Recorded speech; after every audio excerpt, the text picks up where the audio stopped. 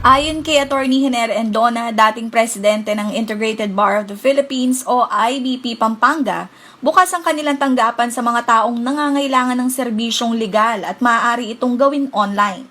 Aktibo rin umano sa pagbibigay ng libreng serbisyo ang Public Attorney's Office o PAO at mga piskal online. Yes, actually ang pinaka-aktibo dyan yung Public Attorney's Office. No?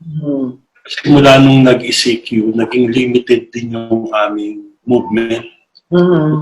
Alam mo, ito lang ECQ kami pinapayagang lumabas.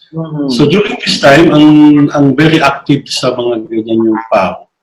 Upang maging kwalipikado ang isang aplikante sa pagkuha ng free legal assistance sa PAO, kailangan ay mayroon silang Certificate of Indigency mula sa DSWD bilang katibayan na sila ay walang trabaho, walang source of income o pag-aari. Ayon pa kay Endona, bagamat walang gaanong kaso ng paglabag sa quarantine policies and guidelines dito sa Pampanga, nakahanda pa rin umanong magbigay ng serbisyong kanilang tanggapan. Pero kung meron man, at dumating yung panahon na yun, nakahanda na rin at may proseso yung IBP Pampanga.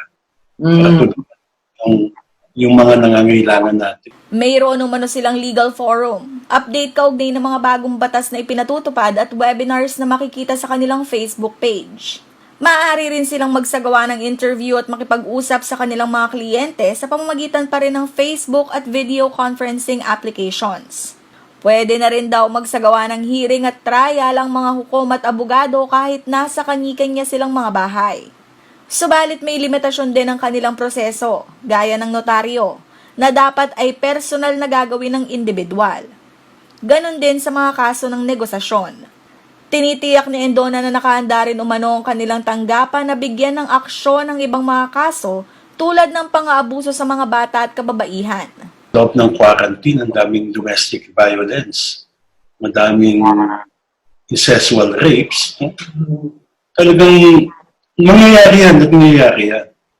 Actually, may mga nilabas kaming ganyan na if you are a victim of violence, whether discrimination because of you were infected or anything na na-violate kayo, mga domestic abuse, nagpalabas po kami ng mga number na pwede nang tawagan.